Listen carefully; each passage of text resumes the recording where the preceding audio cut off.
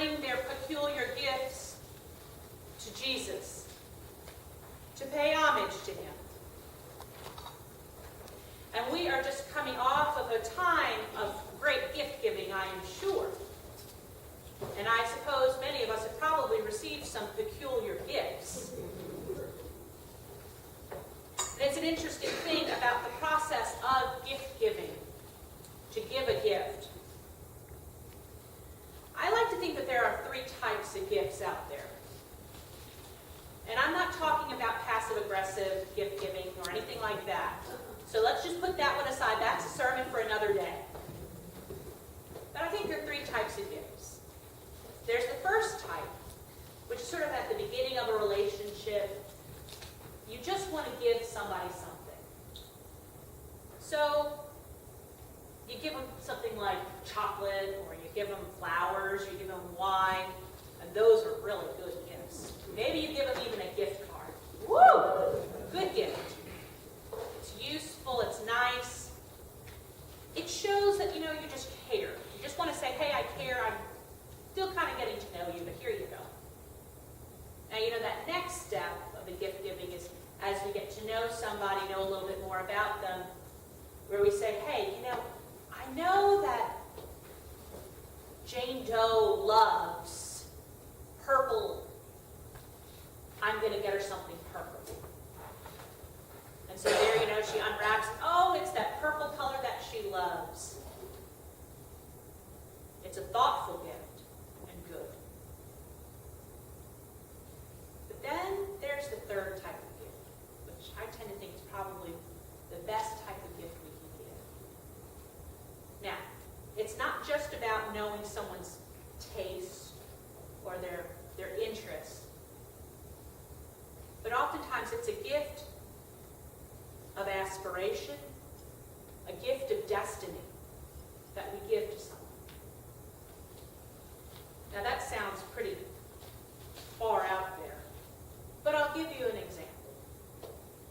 When I was graduating from high school, my best friend gave me a gift in a little box about this size, and I opened it up and it was a pen. And on the pen was my name engraved. And she had a little note with it, and she said, I know that you like to write. You should keep writing. And that to me is a gift of destiny.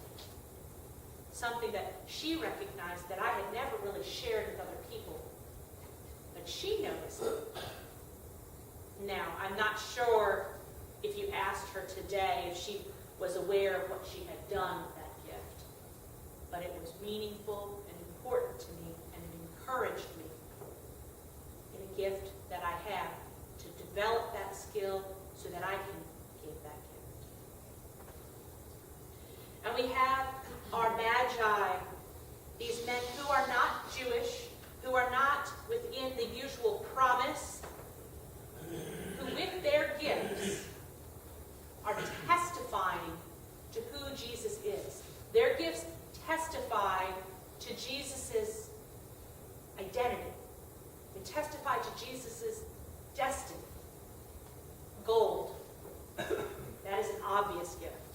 Gold, from the beginning of man's human history, has been that gold is really important. It's a sign of wealth. It's a sign of power.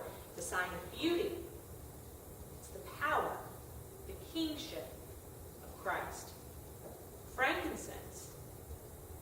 That's the kind of incense you should use in a congregation if you're going to use incense, because it's the least, so you don't have people going the whole entire time. You use that one. We'll talk about incense later. That's for another sermon. But it's a symbol of that priestly duty that Jesus has, a symbol of his priesthood,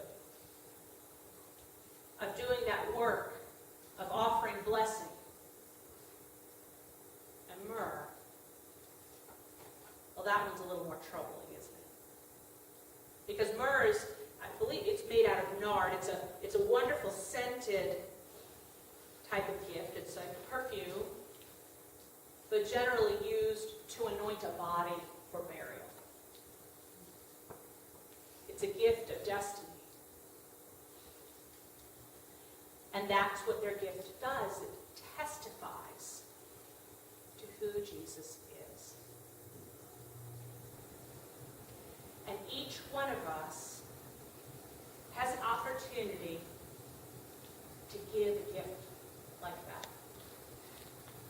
To offer that gift of destiny, that gift that testifies to God's love, to the glory of God, to those in our lives.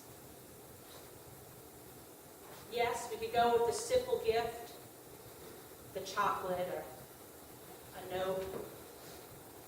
But surprisingly enough, each one of us gives gifts of destiny and gifts of hope and healing that testify to God's love every day.